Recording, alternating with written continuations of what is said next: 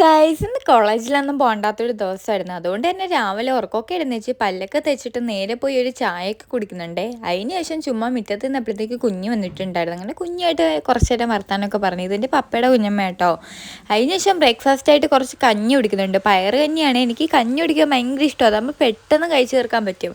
അതിന് ശേഷം എൻ്റെ കസിൻ്റെ വീട്ടിൽ വരെ പോയായിരുന്നു. അങ്ങനെ കുറച്ച് നേരം അവിടെ ഇരുന്ന് വർത്താനമൊക്കെ പറഞ്ഞിട്ട് വേറൊരു സ്ഥലം വരെ പോകാനുണ്ടായിരുന്നു. അവിടെ പോയിട്ട് വന്നിട്ട് പിന്നെ മാമനും മാമയും ഞാനും കൂടി ഉച്ചയ്ക്ക് അമ്പലത്തെ അന്നദാനത്തിന് പോയിട്ടുണ്ടായിരുന്നു. ഞങ്ങൾ നല്ല ലേറ്റ് ആയതുകൊണ്ട് തന്നെ ഓടിയാണ് പോയത്. ചെന്നപ്പോഴത്തേക്ക് കറികൾക്കൊക്കെ ഓൾമോസ്റ്റ് തീർന്നിട്ടുണ്ടായിരുന്നു. പിന്നെ അവിടെ നിന്ന് വന്നിട്ട് ഒരു ഉറക്കമൊക്കെ ഉറങ്ങിയിട്ടുണ്ട്. അങ്ങനെ ഉറക്കമൊക്കെ ഉണർന്നിട്ട് കുറച്ച് ജോലികളൊക്കെ ഉണ്ടായിരുന്നു.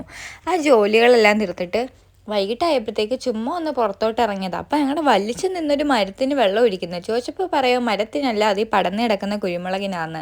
അത് ശരിയാട്ടോ. അതിന് ശേഷം ഞാനും എൻ്റെ മാമിയും കസിനൊക്കെ ആയിട്ട് ചുമ്മാ ഒന്ന് നടക്കാൻ പോയി. നല്ല ബോറടിച്ചിരുന്നതാണ്. അപ്പോഴത്തേക്ക് എൻ്റെ കസിൻ കുറച്ച് മുട്ടായൊക്കെ തന്നിട്ടുണ്ടായിരുന്നു.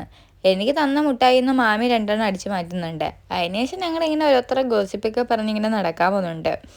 വൈകിട്ട് ഇടയ്ക്കിടയ്ക്ക് ഇത് പതിവുള്ള കാര്യം കേട്ടോ. അങ്ങനെ കുറച്ച് നേരം നടന്നപ്പോഴത്തേക്ക് ഒരു മയിലിനെയൊക്കെ കണ്ടിട്ടുണ്ടായിരുന്നു.